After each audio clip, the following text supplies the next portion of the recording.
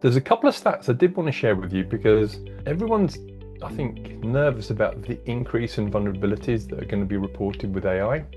But, in 2021, there are about 21,000 vulnerabilities that were, out there, published, recognized. By 2025, that was 50,000 software vulnerabilities that were Hmm. disclosed. So, we're already dealing with over 100 new vulnerabilities a week already, and we've kind of got desensitized to that. But the important part on this data point is the time to exploit a vulnerability in 2018 was 771 days. By 2024, it was under 4 hours. So, by the time we get to 2026, we're literally talking about, seconds or minutes potentially. Well, hey everyone, thanks for joining. I have Jason Steer here with me.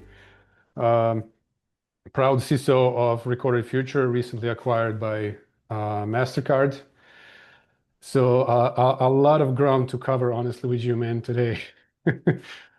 Yes, we have a lot to discuss, that's for sure, Ivan, don't we? But thanks for having me on. Yeah, for sure. So definitely appreciated.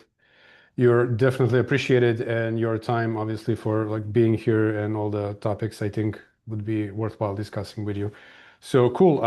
Yeah, let me hit it off with like right now you're part of this big corporation. Essentially, I want to hear like the beginning of um, at some point you were a guy behind the keyboard. Right now you're a manager. So tell me about this transition. A lot of us went through it, and a lot of us have like different stories, very interesting Yeah. ones. So I'm eager to hear one from you. Oh wow, gosh, where to start, Ivan? Yeah, it's my 30-year anniversary of having a full-time job. So if you actually go back, I finished school at 18. I dropped out of education and did some pretty horrible jobs for 4 years. I worked on a building site. I worked on the Gatwick North Terminal extension for 2 years, dragging plasterboard and all sorts of other stuff as a labourer through all weathers. Um, I then emigrated to Australia and hoped to become a professional footballer in Australia, but that didn't work out. I only made it in the West Australian First Division, and then realised that actually, life was not going to be the dream I hoped. So I realised that after doing some more awful jobs, I went back to uni to study information technology, and as soon as I graduated, I got a job doing work experience in Hong Kong. And that work experience for 3 months turned into 3.5 years in Hong Kong, and I cut my teeth on, deploying Windows NT Server, um, Windows 95 desktops. I had to roll out the entire network across Asia Pacific for the company I was working at. I had to roll out Lotus Notes. We had to migrate over from Net Novell NetWare and their token ring network over to TCP/IP. We had to deploy firewalls, had to build systems on Lotus Notes and databases, had to do tons of stuff. And literally from designing and creating the cables for Ethernet into the port, into the switch, from the switch out. And that is where my foundational knowledge of technology was built, by literally having to build it from scratch and deploy it, test it, break it. And the bit that stuck with me was that my boss said, "Look, it doesn't matter, you don't know anything. I don't care if stuff breaks, but you'll figure out how to fix it."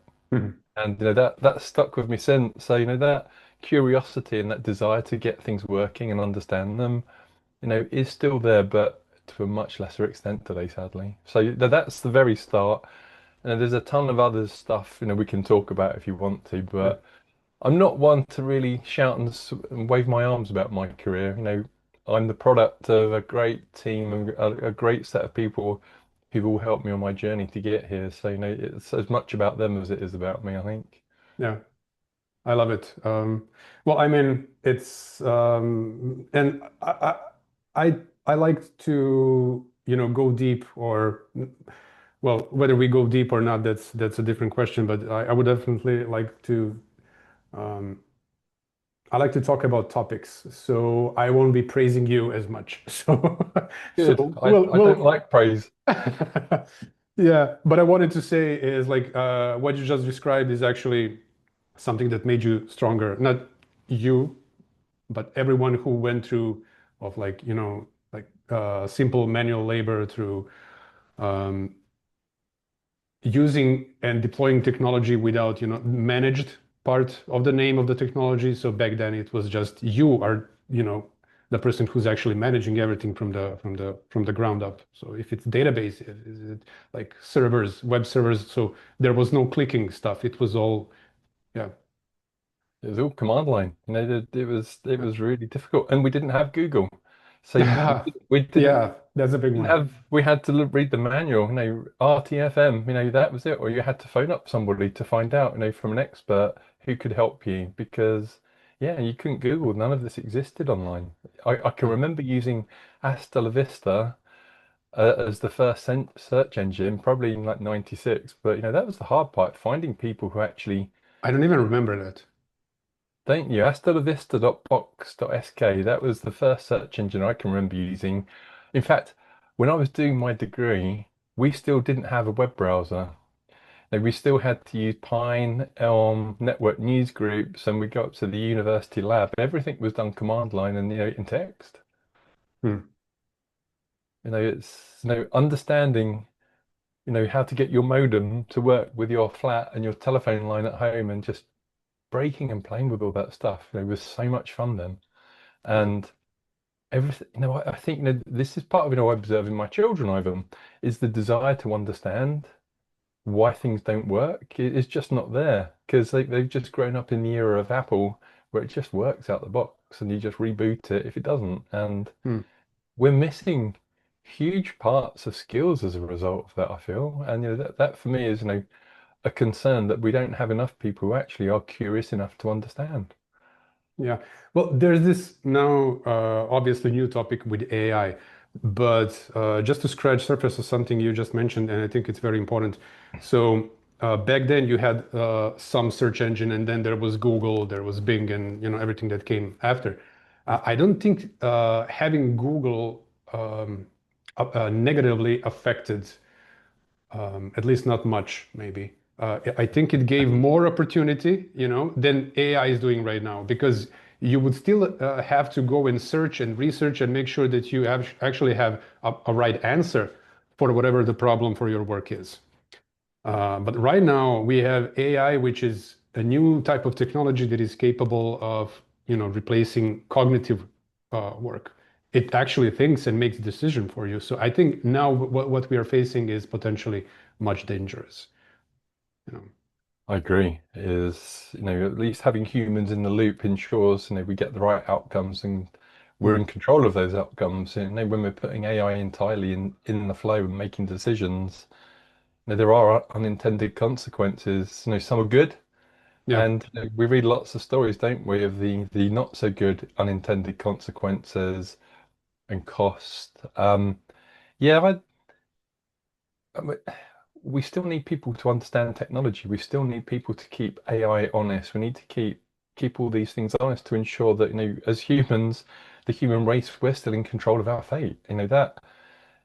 That is, if philosophically, the discussion, the concern, isn't it? Are we eroding our own knowledge and capabilities to actually solve our problems ourselves? Yeah, feels like we kind of skipped over the entire phase of preparing. Well, I mean, essentially, you're never going to be prepared for whatever comes next in technology space. But I Mm. think like we completely failed now when it comes to AI to be aware what our responsibilities are comparing to what AI is offering.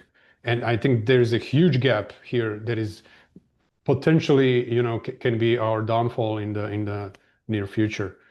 Um, Yeah, and I think I think should as a society should be our concern is that morally just because you can do it doesn't mean you should do it. And I think all the big AI companies morally, are they operating in human beings' best interests? I mean, if I look at a company like OpenAI, for example, amazing technology as a Anthropic, as two examples that I'm familiar with, but you know, where's the moral boundary when AI is being used for weapons targeting?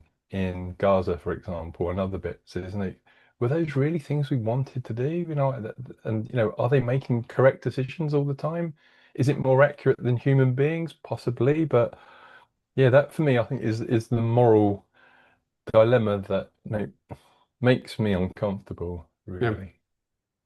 yeah, Mm. I agree. And is there enough debate on that? I think there are. No, I think there's a lot of debate about it, but Maybe not um, just too vocal, I think.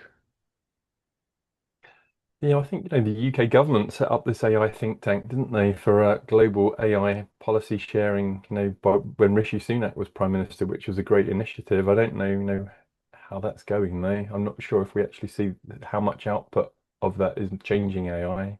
All I read is just the doom and gloom, quite honestly, of the Mhm. failures and problems that AI is creating at the moment. I think maybe that's part of the media agenda, but no, I couldn't really say. Right. And there's another level of this complexity within this topic, and that's let's say that EU or even US starts regulating and eventually gets proper regulation behind AI. However, what about other countries that are, working on it, not potentially having human beings in their best interest when it comes to developing of the AI? So Mm. then you have uh, already developed nations kind of restricted themselves from working on it and developing very powerful technology and essentially leaving it to, nations who decided to skip over this element of um, philosophical questions answered before, working on powerful technology. Then what happens? So Yeah. it feels like atomic bomb in 45, right? Feels like that. Wait, there's some strong analogies I should think is.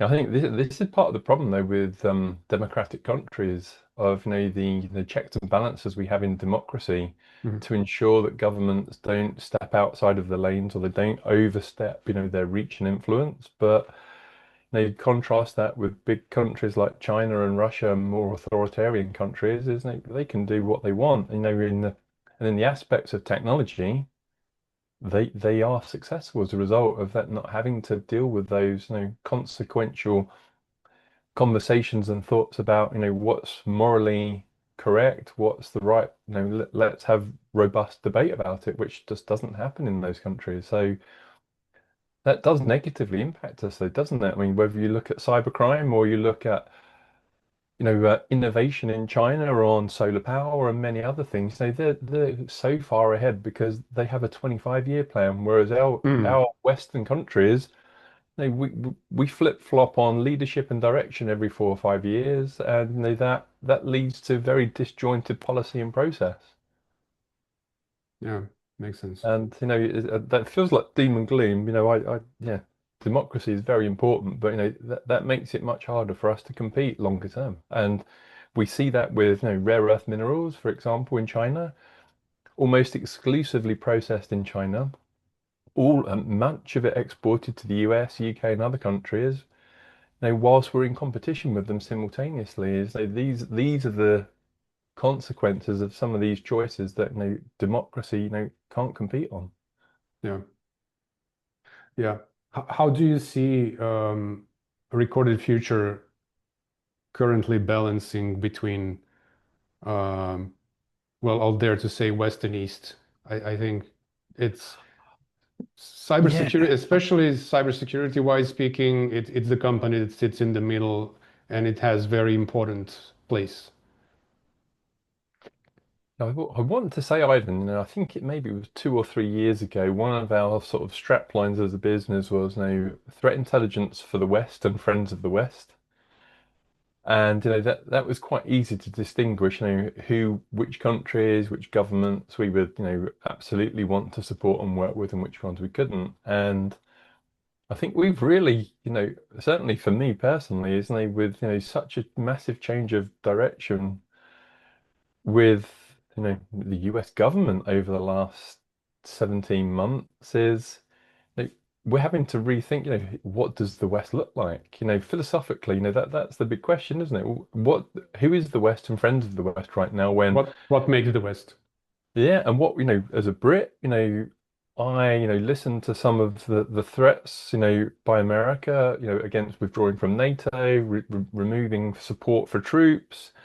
Um, No, that's very anti-Western, anti-NATO, and I think these are the bits that make I think many people uncomfortable about what does the West and friends of the West look like right now. Not that it changes our mission, but there's those are big philosophical questions, and hopefully things change. Yeah. Well, everything from time to time does fall back to philosophical questions. And essentially it is where we have to start from with anything. I mean, um, Yes, 100%.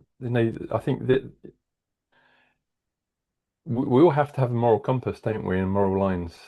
What's acceptable and what isn't. I think that's only by having discussion with people you disagree with as well. But where is the line, and reassessing that line regularly. yeah. Well, I mean, what you said earlier really resonates. If only, what did you say? Only if you can make something doesn't mean you should. But then again, across the view, there is a not so friendly country that doesn't have these moral boundaries. And then what you do? Yeah. You know? So it is very complicated. Not only, but primarily philosophical question. Yeah, it is. And I'm just looking at the news this morning. Romania was targeted by Russian drones today. Romania are being drawn into this war I didn't with. catch that. Yeah, that was literally the news this morning, isn't it? Bombs, drones landing in Romania, taking out targets. It was like a mistake or No, I think it was intentional. In fact, I was just glimpsing the headlines earlier this morning, which is, yeah, Russian drone strike most serious security incident since start of Ukraine war, says Romanian president. So, yeah, hmm, just more craziness. What we yeah. didn't need is yet more craziness and uncertainty in the world, in Europe, and it's just been, yeah, ratcheted up another notch today.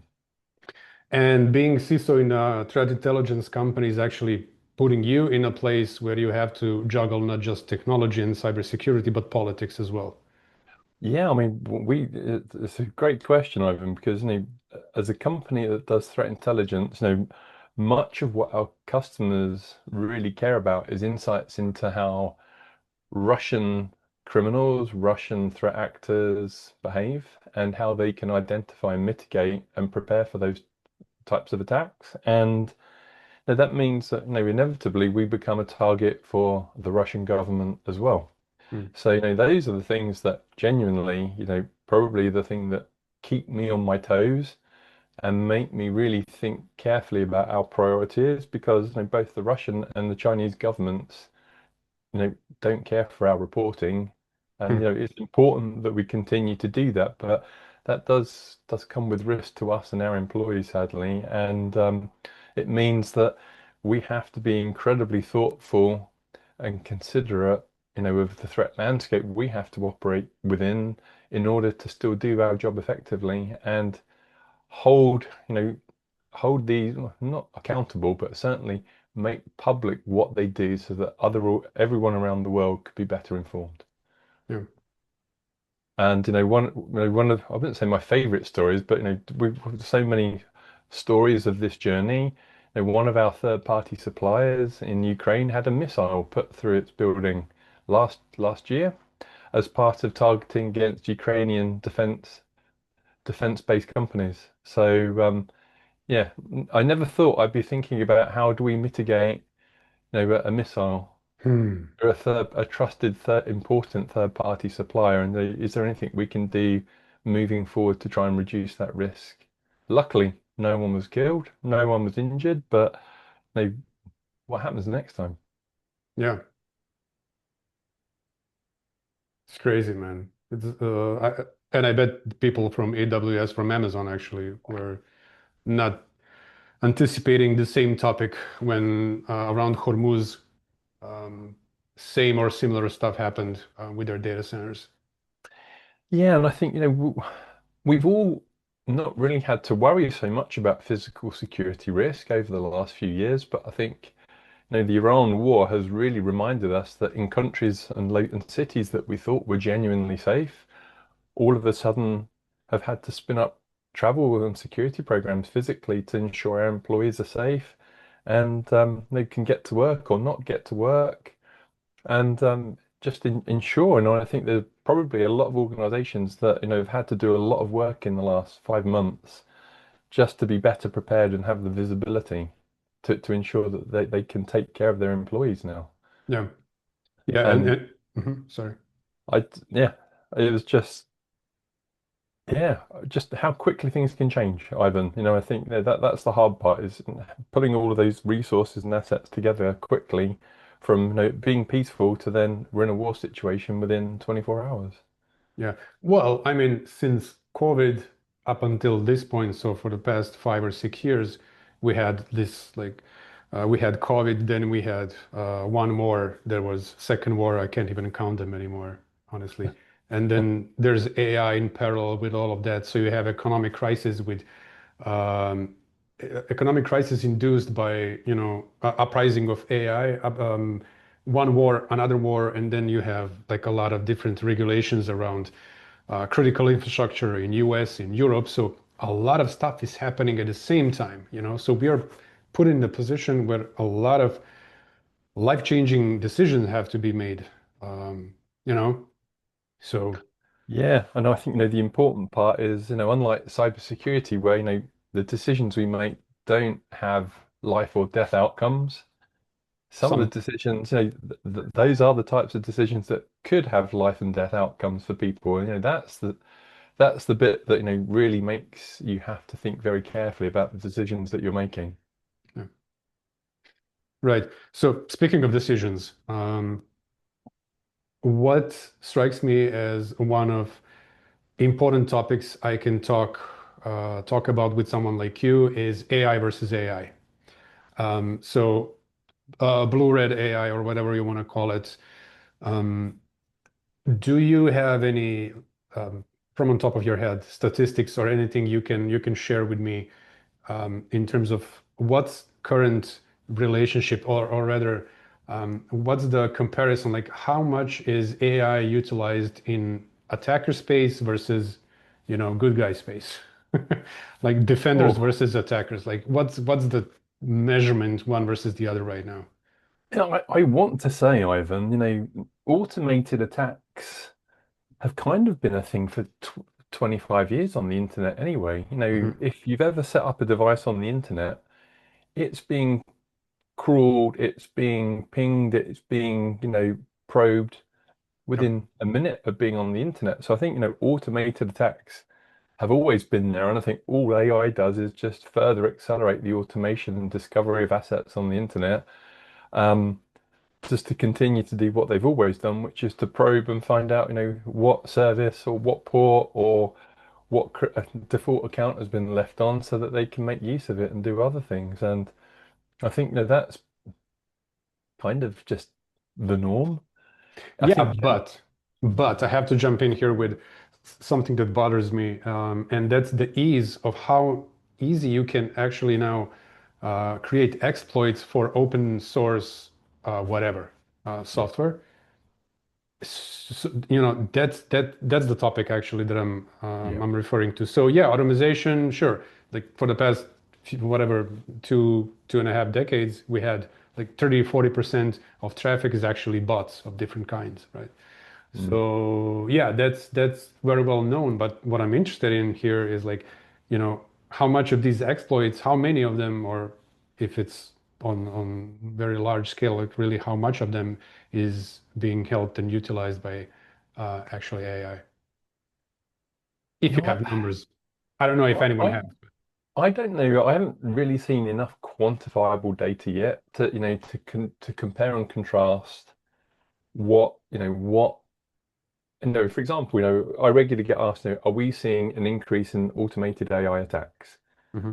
And, I can say, confidently right now, we don't observe a huge rise in attempts to, to get access to our systems.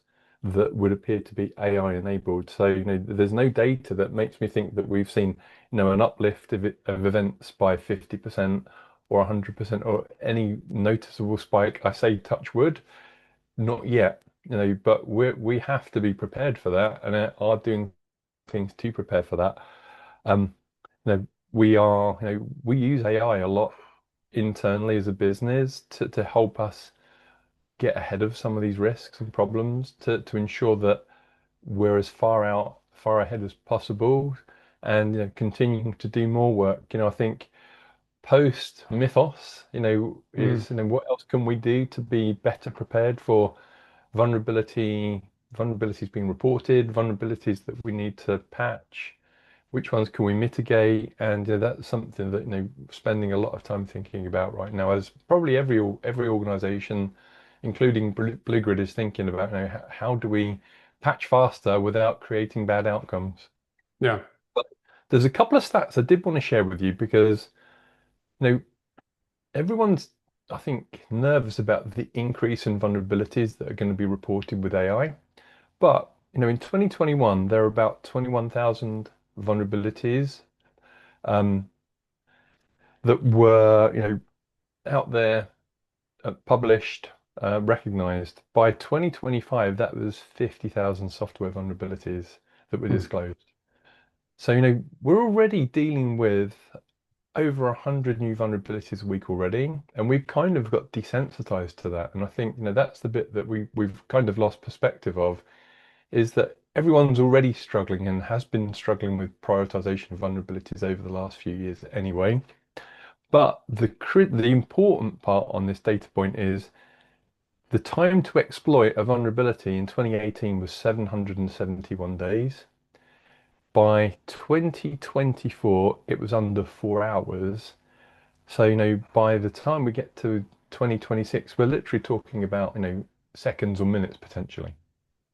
mm. So that's the difficulty for defenders now, is from vulnerability being disclosed or not even being disclosed, is how do I patch a system that I may not even have what do I have to do to mitigate a risk if there may be not even a patch yet Yeah. that's being exploited by a threat actor against a tool, a technology that I use. And yeah, you have to know about the technology, you have to know what version of the technology you use, you have to know the people you can reach out to find out mitigations. In large complex organizations, that's not easy to do. Yeah. So, those stats, are, I wouldn't say scary, but I think, just lay ahead. The challenge that we have is how many vulnerabilities per day am I ready to consume, to be able to process, to be able to prioritize, to find the business owner, to be able to contact, to find out, can we patch it in 6 hours time without breaking anything? And I think that's probably where my anxiety comes in, is Mm, patching without any solid testing or minimal testing. Of course, that's going to break. And yeah, what's worse? A system being down, not being able to process transactions for 2 hours, for example, or having to do other things to take systems offline to patch. And there's a real quandary for me there. And I think for most people I talk to, that's the quandary, is how can you patch faster if you're not even confident the patch is going to be working? mm.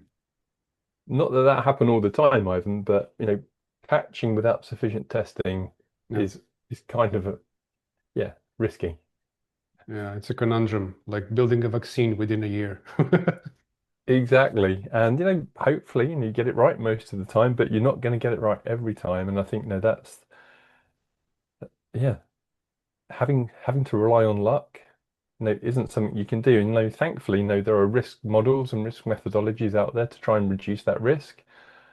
And those all become important. And I think that's where not having seat of your pants decision making and using, like FAIR, have a really good risk model, is those types of risk models really help you articulate risk and help you make better prioritize decisions in difficult times. Yeah. These numbers actually that you shared with me do kind of show that, although it would be nice to know, was the 700 days to exploit in, was it 21 or? That was 2018. 18. Oh, okay. Yeah. So it show at least so my head is right now in this AI space. So I'm thinking, does it have to do with that? Because um, I may be thinking from my own enclosed perspective right now, Yeah. but we were trying to do something a few years ago with AI where it can predict where the exploit would occur for open source software. So we would feed it Mm. whatever outsource open source software that is, and it would try to exploit it, right? So it feels like someone's actually doing this on the wrong side of the fence, and therefore we have much more reported vulnerabilities, easier to exploit, and so on. It feels like, the race is increasing at speed. Yeah, I think that that's the hard part that I think most functions who do vulnerability management in businesses today is they're just overwhelmed with noise now because there's so many vulnerabilities that are being disclosed that they have to assess the impact to their business. Yeah, And in large companies, they may have one, two, three people that do that. And that's if there's 100 a week coming out, how many can you get through? And combine that with the federal government funding for NIST mm, as well, and their ability to even get through those disclosed vulnerabilities and publish all of them is impossible now as well. yeah, yeah, So and I think this is why that one of the things that I love about Recorded Future is finding intelligence on vulnerabilities pre-disclosure. That was yeah. always one of the best things when we would demo is they help people understand pre-disclosure about vulnerabilities, what software is being talked about by criminality, what do those exploits look like, what are the exploit kits that are out there being discussed and shared and being sold, and the implications for a business that might use that software. That was always so interesting, being able to effectively look behind the curtain to actually watch how threat actors behave and perform to work together to do that. And I think that's one of the things that as an industry, perhaps we've not been quite so successful in is those partnerships. Criminality is incredibly good at partnership and sharing. Yeah. We've not always been in cybersecurity industry. This is a very broad brush, but the quality and speed at which we share information isn't always the same. Why do you think is that? I think there's probably an element of control, wanting to control what is out there. There's probably competition, co-opetition. For example, is there's also just withholding information as well, just because I'm sure every government in the world is sitting on undisclosed vulnerabilities in software that they use for national interests. So there's a whole rationale, isn't there, of reasons why some of this never gets disclosed and is held back, sadly. Yeah. Now, what do you And think that about this? Sorry. I was going to say that's cyber is just another part of geopolitics now, and that's how it plays out, which is really cool, Yeah, but just makes the world much more interesting as well. yeah, true, true. WhatsApp, they discontinued essentially end-to-end encryption just recently, right? So was it, I heard someone saying it was only for, uh, well, there was a semi-answer for why they did it. Honestly, I didn't buy it, but I'm interested in what you think about it. Well, all I would say is read between the lines on this. As a business, we don't encourage our employees to use WhatsApp for business communications. And read into that what you like. There are other apps and platforms that are more secure. So we encourage our employees. Obviously, I use WhatsApp for cricket and football and other things for my kids and for friends, but certainly not for anything work related. Yeah. Okay. So yeah, take that as my guidance. Which one do you prefer? Uh, there's a couple actually. I would say probably by far. I think Signal works really well. I think I thought Signal so. is a is a good platform, and they do good work there as well. So I think my personal preference is Signal, but there are other platforms out there, aren't there? Yeah. I wanted to, I actually noted this. So, yeah, I think I wrote it correctly. I was researching this.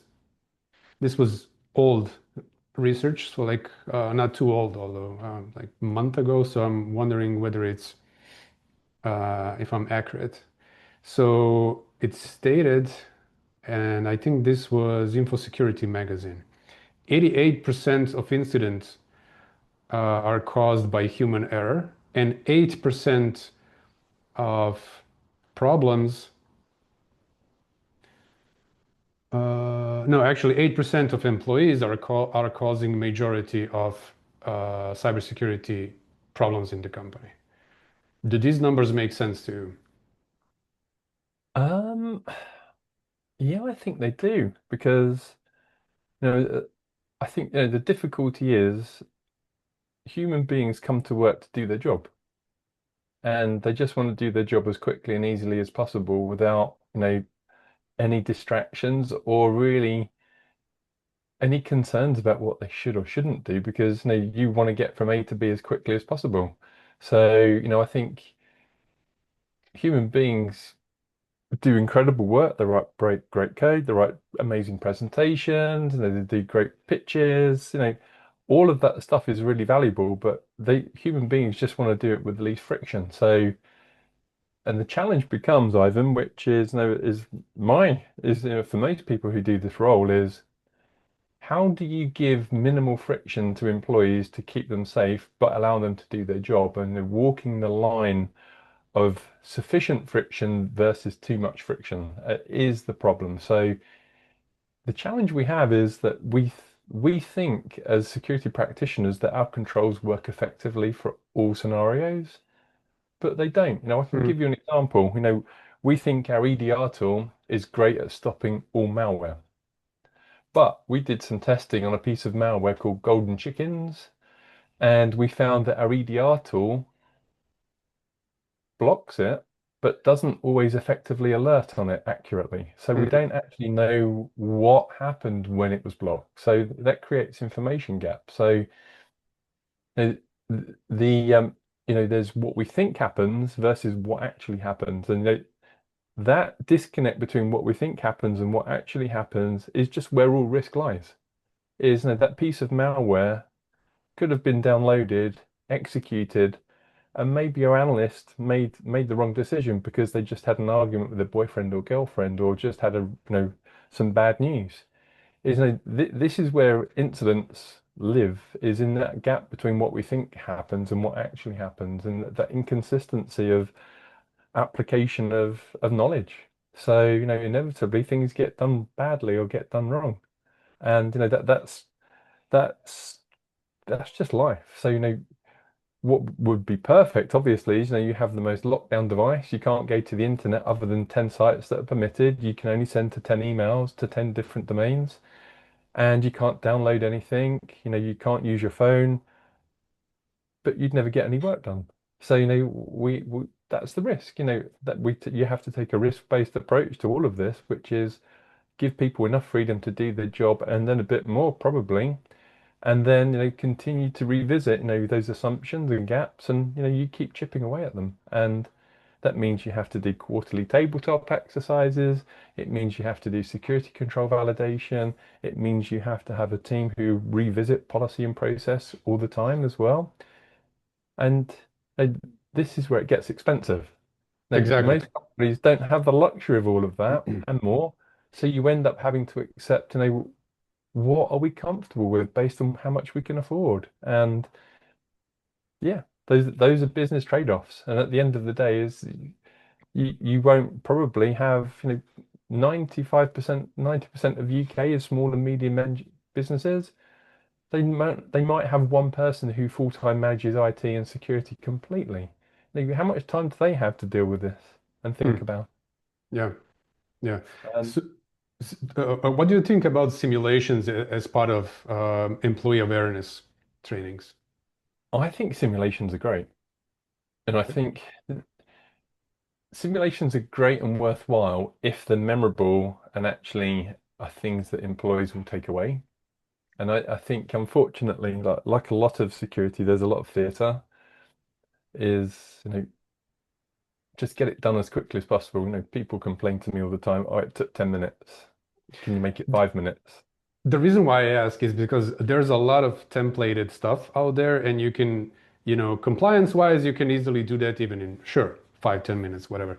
But are they sufficient for people to actually learn something and to, are they sufficient? There are those that you can complicate, add a level of complexity. You can Yeah. simulate based on what you saw already in your organization, but Mm. they tend to be more expensive, more complicated to implement, and so on. So where the hell do we go? How do we plan for all of this? And more importantly, this is again a question for you, actually. How do you, as CISO, go about justifying the investment to Mm. CFO for something that they will not see the benefit of, because that's the kind of job that we are doing here in cybersecurity, right? So Yeah. you're preventing, you're not showing the benefit until, well, not until you're not showing the benefit. I think yeah, this is the biggest challenge in cybersecurity still today, which is how do we articulate value to the business of what could have happened but didn't? Hmm. And all of these things have to be done, from a compliance perspective, you have to do it. But I think the thing that I find is the most a successful way of getting employees to buy into what you do is by being really transparent about the risks and getting them to understand that we are all on the same team trying to deal with the problem, and that it's not a security problem, a security org problem to solve. It's holistically the company's problem to solve, and we all have to buy into that and work collaboratively to solve it because we only deploy the tools, we do the logging, we do the monitoring, but no, the bit we can't do is how do we get people to buy into that journey with us? And one of the things we do is we regularly highlight security incidents that happened and share them to the entire company and say that this happened 2 weeks ago. Here's what could have gone wrong, but thankfully the employee reached out and told us. And here's the lessons learnt for everybody else in the company. So we do a lot of these. We call them XYZ cases because they're anonymized. But the whole idea is that we share things that could have gone much more badly wrong to remind people that we're all fallible. We're all going to make bad decisions from time to time, and that no one will be judged, no one will be called out, and that particularly what we do as a business is we're a great target. So everyone is thinking about that that awareness and thought all the time. It's not just a point in time once a year for audit for SOC 2 or ISO 27000 because that's the trouble, isn't it? When you do point in time awareness once a year, right, you forget it within 5 minutes. You've moved on. And guess what? The threat landscape may have moved on as well. So how do you make the content engaging and interesting is you have to break it down and keep distributing it, throughout the year. What do you think about engaging a third party to perform simulations that completely, what's the word I'm looking for? Like completely, not just custom, but unforeseen, something that you even won't know what the expected results should be until it's done. So someone acting as a threat actor essentially and doing their thing. Yeah, I mean that's the ultimate red teaming, isn't it? Yeah. Is let's see if we could spot it. In fact, no, some of my favorite stories from working at Recorded Future are where our clients have reached out to us and said, look, we want to do some threat intel monitoring for some um, domains, for example, and some other bits. And before the red team have even started the exercise, we've identified the suspicious domain that they're going to use for sending emails or hosting a phishing site before it's even actually started the actual official red team testing. And happened so many times now that we've actually found it and shut down the exercise before they even could start. So that always makes me laugh. Hmm. That the power of threat intel is great, but we actually have negatively impacted red teams trying to do attacks on their company, Yeah. which Yeah. is cool. But I imagine it would be quite annoying for the red team as we've got to go and find another domain now. Yeah. Just by accident, some like a year ago, I think, we found a bulletproof hosting from Romania. I forgot what was the case we were working on, but we stumbled upon some domains that were obviously impersonating government domains in Delaware. Hmm. We worked with Chris, by the way, on that one, so I think they like notified the authorities. But it was funny to me how we stumbled upon a government domain. But it was what's the official?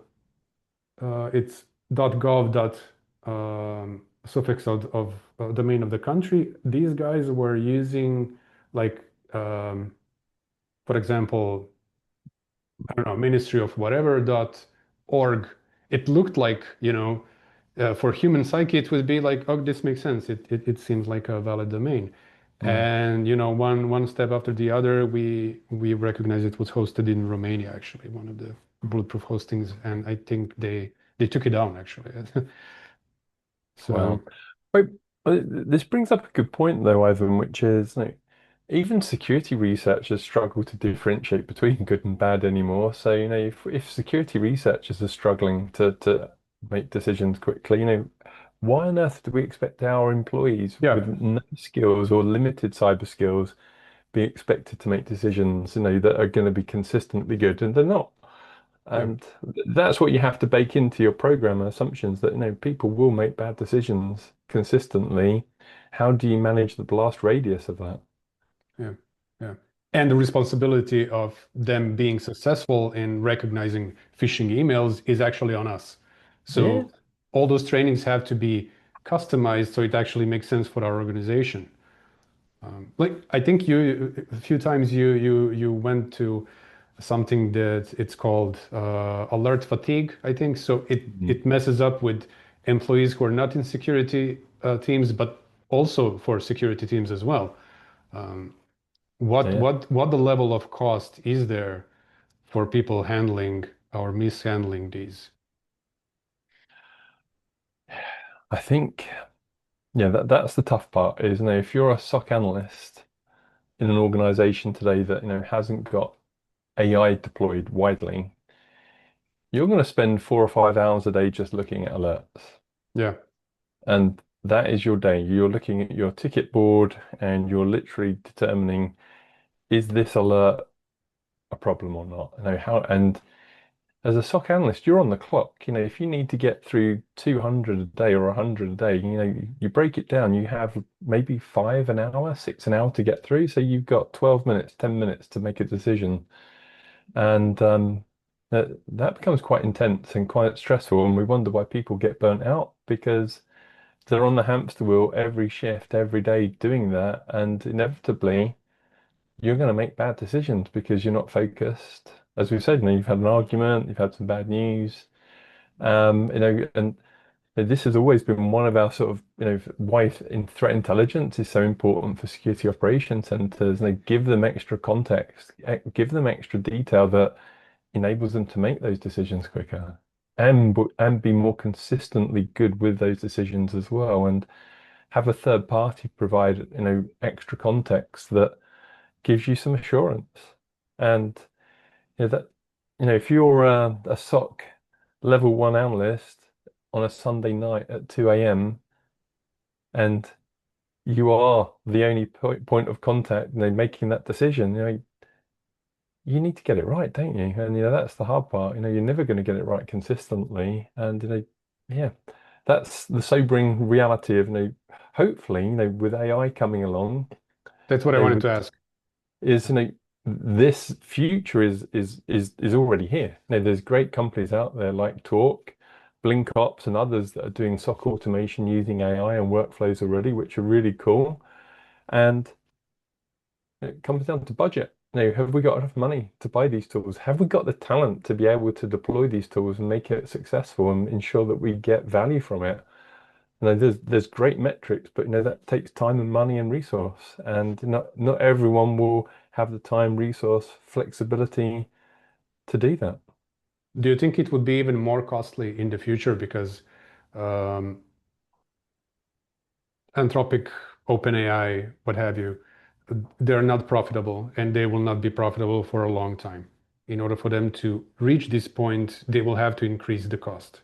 They will have to lock corporations into expensive agreements that will actually be able to benefit from, the wide spectrum of all the shiny stuff that, they develop and release immediately. And then, for $20 a month, it would be, you know, basic inference for us individual users, right? So it would, it feels like it would be more costly unless open stuff becomes more, um, what's the word? Well, better. They are Yeah. pretty good for automations, but decision-making stuff, I wouldn't let Open Llama, for example, make decision instead of like Claude Code. Mm. All right. Yeah, well, that was my dog that just I went didn't crazy. hear it. Oh, fantastic. My dog just went absolutely nuts at someone on the door. Um, like that's such an important point, Ivan, about what do we trust and how and why and how do we validate? And yeah, makes me really nervous about what we trust and why. But no, AI is here. It's not going away, is it? But is none of us are really clear about what we need to use AI for that's going to work well. And I think the important part is figuring out what works well with Anthropic versus Cursor versus your own LLM or your own, Claude agent on my laptop I've got, for example, is none of us have got the time, or most people haven't had the time or the luxury to figure out, what AI tool is right for the right task yet. We're still in the experimentation stage, and from what I observe at our business. So net result is, we just don't have enough evidence to figure out, what is the right tool for the right function and outcome. And equally, what's the right cost as well? I think when we were doing the prep, we were talking about, how many people I've heard about, huge bills from AI partners that they've been partnering with that they've burnt their budget in 4 months. And the other side of the discussion is what's not only the right AI tool to get the right outcome, but that operates within my budgets as well. Because Yeah. I'm sure you probably are observing this at Blue Grid as now, is how do you tie AI usage to business value and good outcomes? Is it even easy to quantify? No. No, no, and that's the thing. So one thing we are currently heavily we are close to saying, okay, so we have an employee in marketing right now, which is AI agent. Sorry.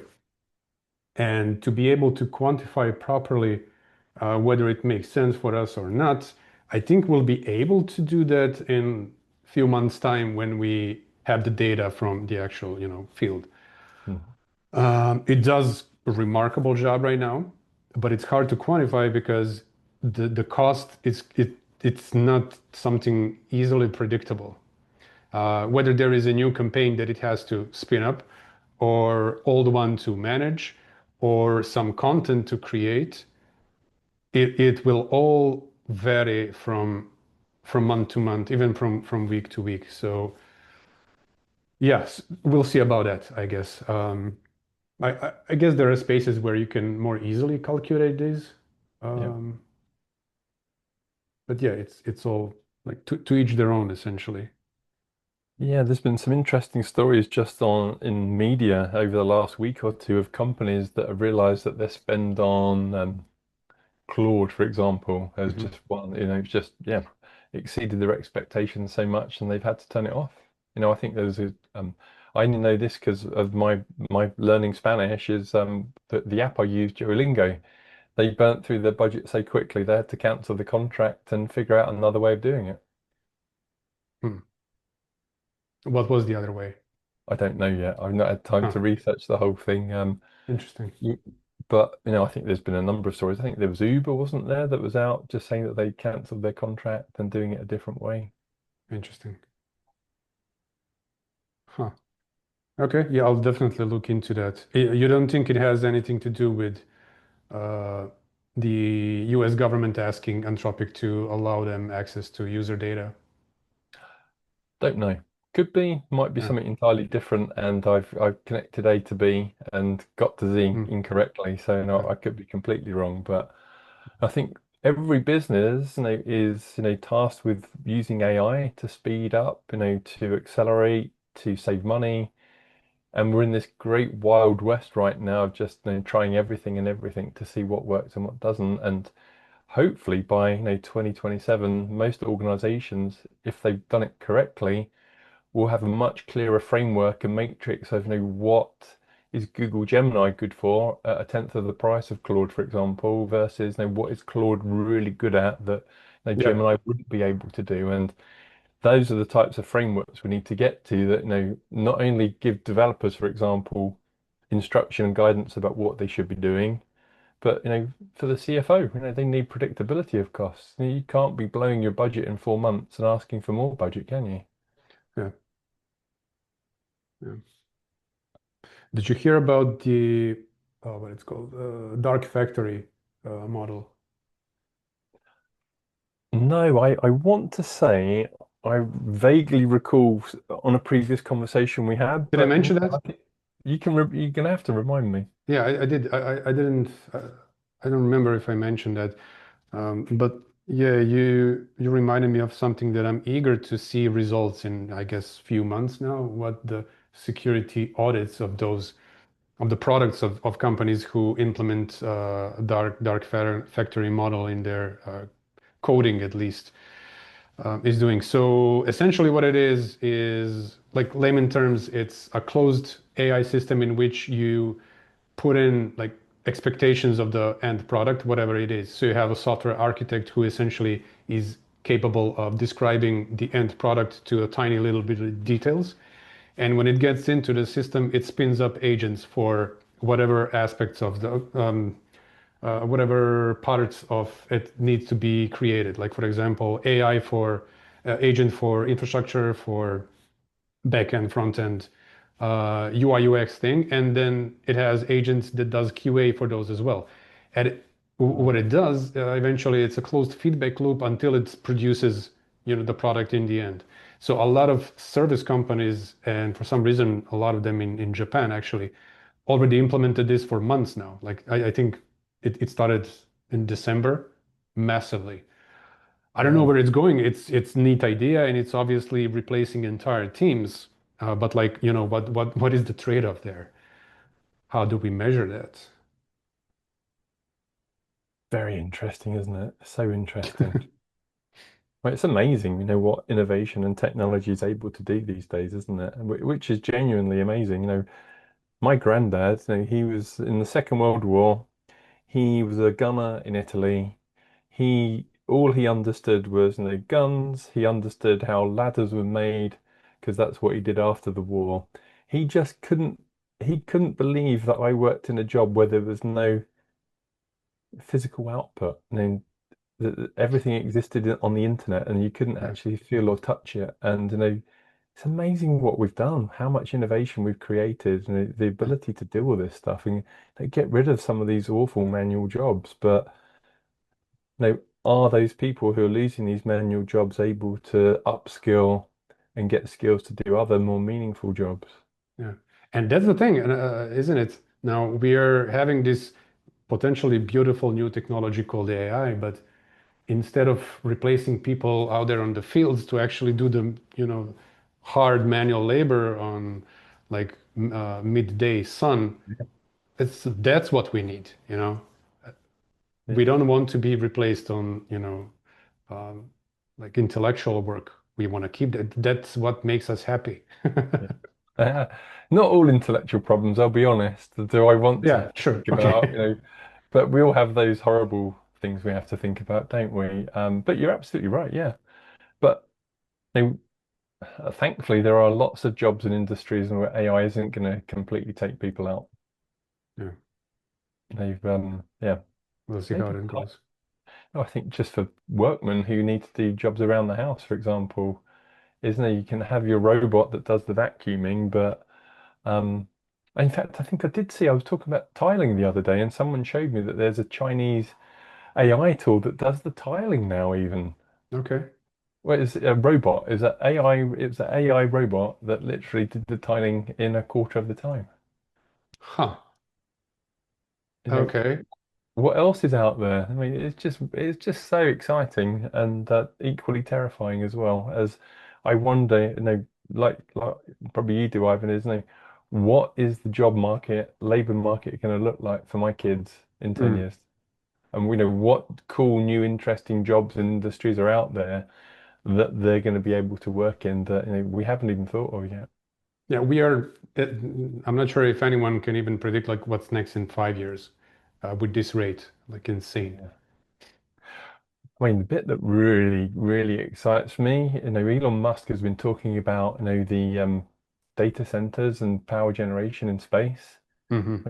That is so cool. All of a sudden you take away the cooling challenges of operating it on Earth.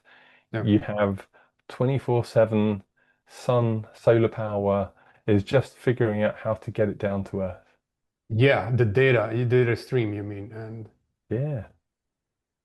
Just mind-blowing innovation that is going to transform the planet and cleaner energy that, really it was really exciting. that's interesting. I heard something about it. I honestly didn't hear anything more like deeper than just superficial info that it's being someone wants to test it, or I didn't even connect this with his name.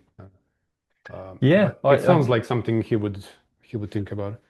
yeah, totally. I mean, we're talking about how do we take the constraints out of power generation? In doing power generation, from what I listen to and read, is we're so constrained by water cooling Hmm. facilities and having electrical infrastructure.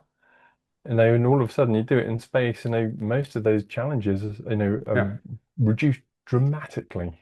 yeah, yeah. Game definitely changes. Well, I mean, there are different aspects of. Wow, that's actually a very interesting topic, man.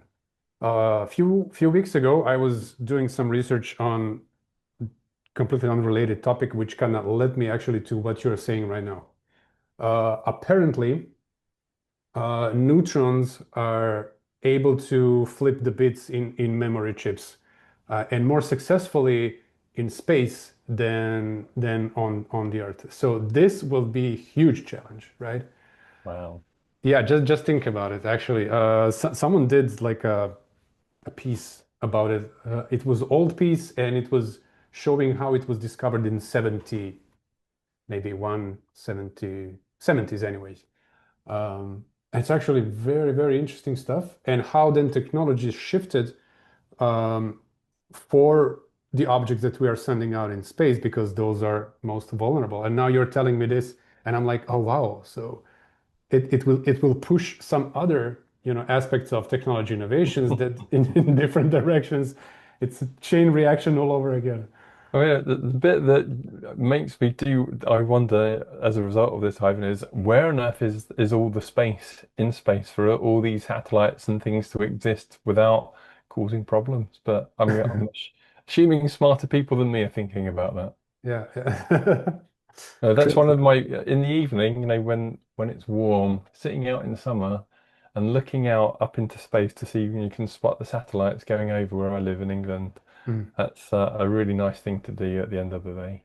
yeah, yeah, yeah. That's like I'm guessing the English weather is also a challenge for you. Yeah, that depends on the day, Yeah. but we could wax lyrical about British weather all day long, and it's always unpredictable. Yeah. What's the weather like in Singapore? Hot all year round, like between 29 and 35 degrees every day, all year round, pretty Yeah. consistently. Humidity. Yeah, high. Oh, geez. It'd Okay. be warm, but I think April is the most humid part of the year, and then it drops down to like October, November, where it's least humid. But yeah, I like warm weather. I'm not complaining about it whatsoever. So what's next for you, man? You're obviously doing, you did already a lot, actually. Your career is amazing, strictly professionally looking, and like personally, and like the whole thing looks like it asks for a question, for answer to a question like what's next for Jason? Um, Good questions. I think, short term is, continue to work at Recorded Future and, continue to succeed with our mission of, being, a the threat intelligence provider of choice, to help governments, to help, big businesses, any business be successful. And for short term, that's my ambition. I think personally, I want to just continue to give back to help everyone else benefit from some of the things I've done. And I continue to work with B-Sides Kent that I've been doing, and Kent Medway Cybersecurity Cluster is like, how can I give back to support and inspire and get other people to have hopefully as much fun as I've had in my career, and had so many interesting things to learn, great people to meet, and continue to get people to think about cybersecurity as a career. That's for me personally my biggest motivation now is cybersecurity is only getting a bigger and bigger problem and a higher risk to business. And we just need more people who have that interest and excitement and desire to make the world a better place. So, any opportunity to talk about that, Hmm. that's what I'm focused on now until I at some point decide to retire or semi-retire. What's the best place you would recommend for anyone to go, like communities or programs or what have you, for people who want to share their experience, their knowledge in cybersecurity to help others, or also others who would benefit from, receiving this knowledge? Where do you recommend them to go? There's a few. I'm gonna say, I'm slightly biased after doing a few B-sides events, but I think, personally, the B-sides community is brilliant because it's not pay to play. You go as an individual, you can you can submit a presentation to talk about, and you get to meet other interesting people and talk to people in a very non-business, very personal, relaxed environment. So I love B-sides. I mean, there's Isaka and other communities that are out there as well. I think you have to try a few of these different things, I find, and find your people Hmm. that go to them and are happy to share and happy to talk. And the tricky part of, for many people who work in cyber is not all of them are outgoing, talkative Hmm. people. Yeah, It's how do we get people who are more comfortable behind a keyboard, talking to people, and that's the hard part that not all these communities address, and that's why Reddit and other places exist for people to talk in a less human to human manner, isn't it? yeah, true. But big shout out to B-sides. In most cities across the Western world now, there's a B-sides community, and if there isn't one, there's your opportunity to create one. Cool, cool. Thanks for that. Everyone who's listening probably appreciates this comment, so thanks for that. And yeah, I think like I'd like to leave this one probably for the very last, but not least. I hear a lot of chatter about quantum. So is this something you think it's too early to think and slash worry about, or it's already there? Quantum should be a problem that you're thinking about already. Is maybe you don't have a design or architecture ready yet, but we are already thinking about the world post-quantum. What does that look like in terms of encryption standards, encryption policies, in terms of just capabilities to be ready for the change in quantum computing? So 100%, if you're waiting, it's not too late. But I think if you haven't started your quantum thoughts and planning, it's a good time now. The later you leave it, the less time you have to adjust and think about, how you're going to be ready for post-quantum. Yeah. Um, on that topic, so I scratched the surface, researched it quite quite a lot actually. But one thing that I don't feel like people in this community have been set on. whether the biggest challenge or threat in quantum is um, key exchange for encryption or encrypted messages themselves in general would be easy to crack.